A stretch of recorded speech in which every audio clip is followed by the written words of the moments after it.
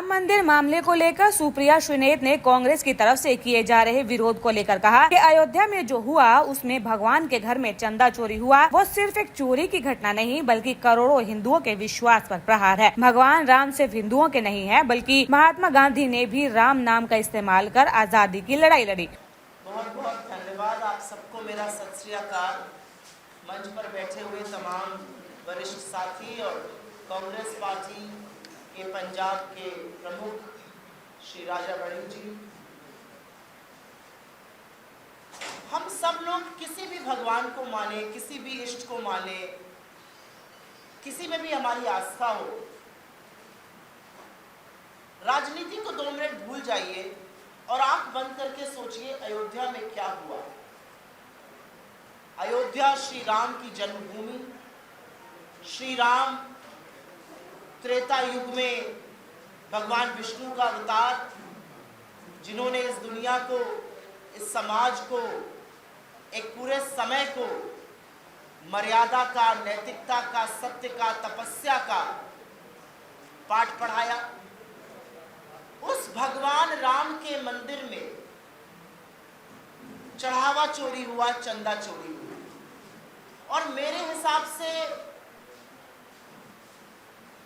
ये कोई चोरी की घटना नहीं है, ये डकैती नहीं है, ये करोड़ों हिंदुओं की आस्था पर, उनके विश्वास पर, धर्म पर पूरा पूरा हमला है, प्रहार है, जो शायद इतिहास में पहले कभी नहीं हुआ। और मैं इसलिए कहती हूं क्योंकि भगवान राम सिर्फ हिंदुओं के देवता नहीं है।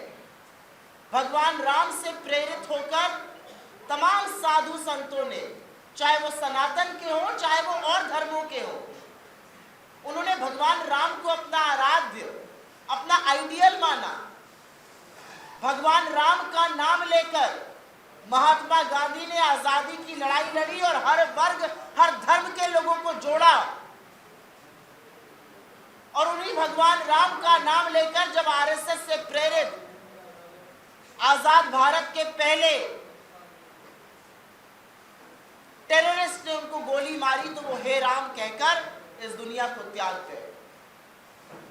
और उस भगवान राम के मंदिर में जब चढ़ावा चोरी होती है, जब चंदा चोरी होती है, तो हर हिंदू का, हर भारतीय का आहत होना बनता है, क्योंकि भगवान राम इस देश के कण-कण, इस देश की आत्मा में व्याप्त है।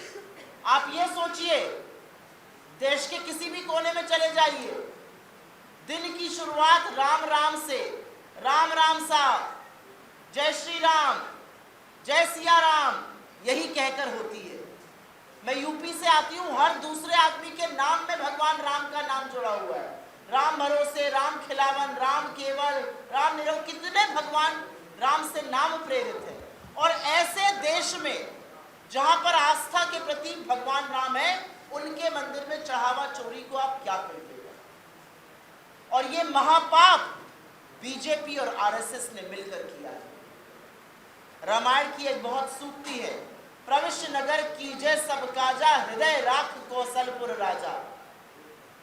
हिंदू भगवान राम को, हर भारतीय भगवान राम को मन में रखकर बड़ा काम के लिए चलता है। हम पंजाब में चुनाव लड़ेंगे गुरु नानक देव जी के वचनों को लेकर, प्रभु राम के वचनों को लेकर हम आगे बढ़ेंगे।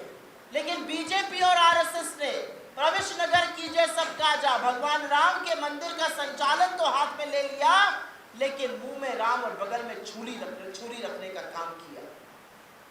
भगवान राम के नाम पर डकैती डाली गई। और असलियत यह कि पकड़ा सिर्फ 40 दिन की चोरी गई है। 40 दिन में 70 बार भगवान राम का मंदिर लूटा गया। इन्होंने तो गजनवी को भी पीछे छोड़ दिया।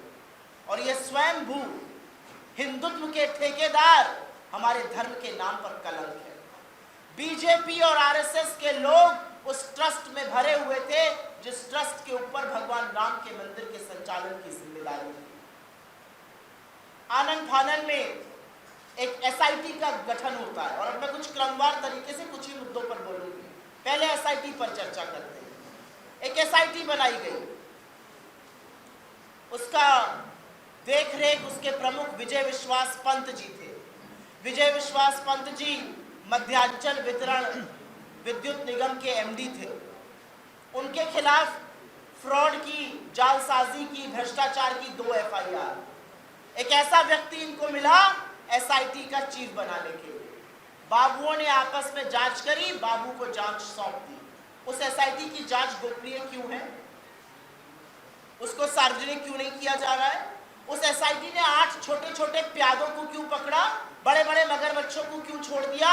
उस एसआईटी ने क्यों एफआईआर नहीं करवाई चंपत राय बंसल और अनिल मिश्रा और गोविंद गिरी और तमाम लोगों के खिलाफ? क्या उनको माल ठिकाने लगाने के लिए छोड़ दिया गया था और आपकी आंखों में धूल झोंकने के लिए 2 घंटे की पूछताछ कर ली गई चंपत राय बंसल से?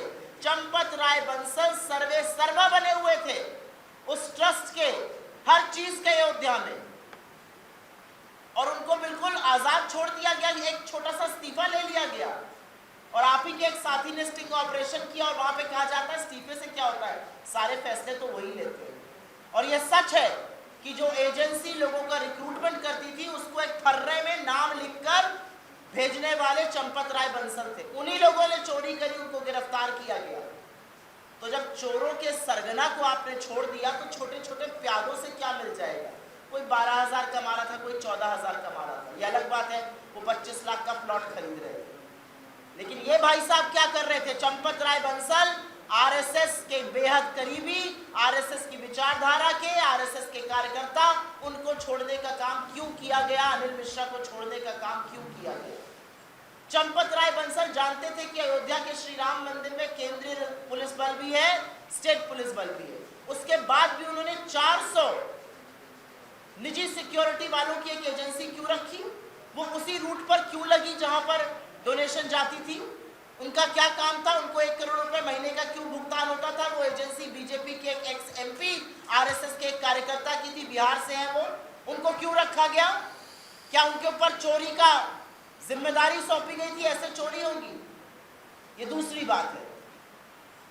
तीसरी बड़ी बात, और ये बात जरूरी है कहनी, एसआईटी की जांच आती है, सेक्रेटरी को सौंप दी जाती है, वो गोपनीय है, वो गुप्त है।